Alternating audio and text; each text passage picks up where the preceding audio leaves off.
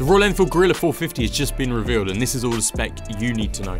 We've just been shown the Royal Enfield Guerrilla 450 with the new Sherpa liquid-cooled motor from the Himalayan 450, and it's set to be put in a cut-down naked roadster format, much like the Himalayan 411 and the subsequent Scram 411. It's been launched out in Barcelona, Spain, and here I'll give you all of the important spec about this new machine. So let's get into it.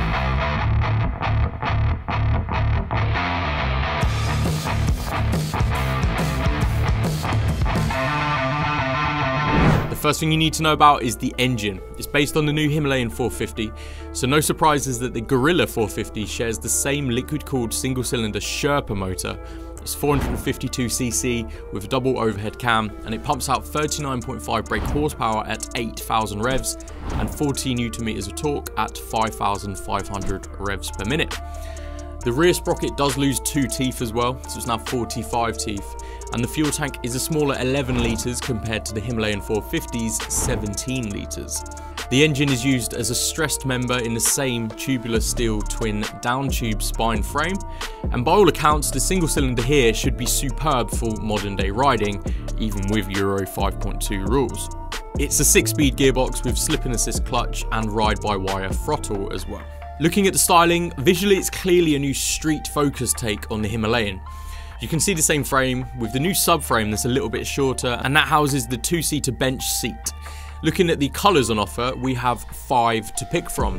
Starting with the analog base colour option, Smoke Silver, there is dash options Gold Dip with red detail, Player Black with red and yellow details, and then you've got the flash options, which are Brava Blue with a white base colour and a blue front wheel, and finally the Yellow Ribbon, which has purple details and looks very LA Lakers to me.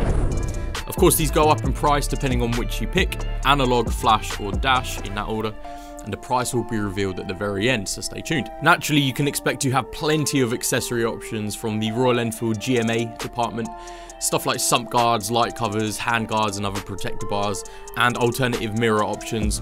It all helps you make the bike your own.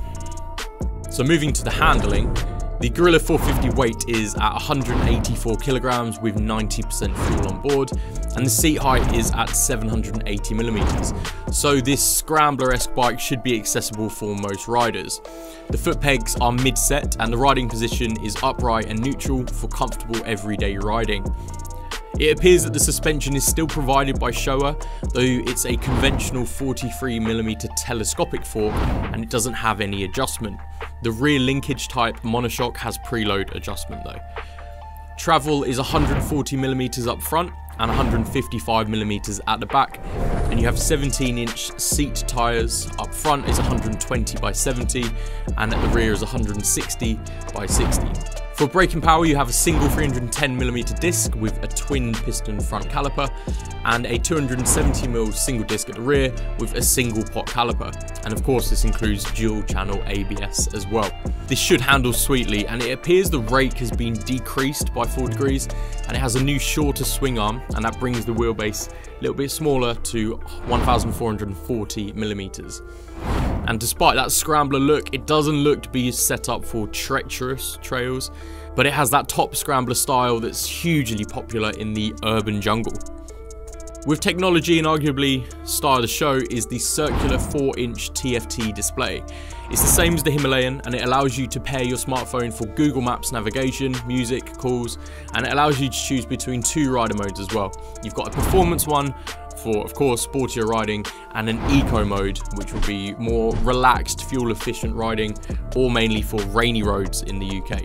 There is also a USB charging port, which is very handy, and other than that, technology is kept to a minimum. It's a classic for Royal Enfield, and interestingly, the Enfield site lists the option to have a digi-analog instrument cluster with the tripod navigation, very similar to the Shotgun 650, review in the top right if you fancy watching that. Next for what you need to know is how it compares to the rivals. Naturally, a main rival, built in India, is the new Triumph Speed 400.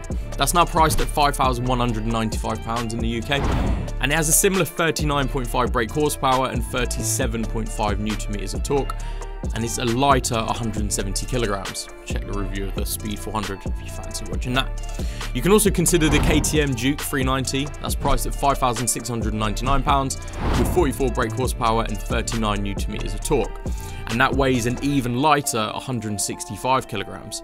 We've got that in for review currently, so subscribe to stay tuned for when that review comes out.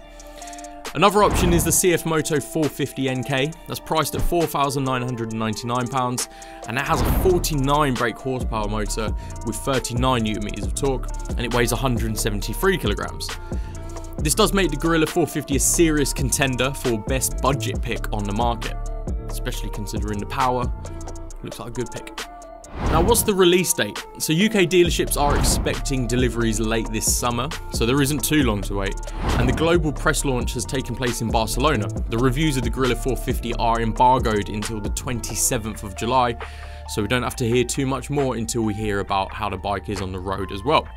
Next on to the question we all want to know, the price. Now this will depend on the colour you pick. The base price is £4,850 for the silver model.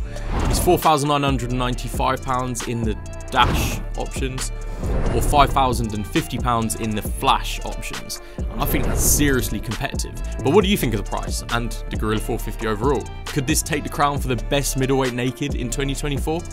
Or is the Speed 400, again, watch out review, safe at the top of the pile? Let me know. Subscribe and like the video if you enjoyed it, and ciao. See you on the next one.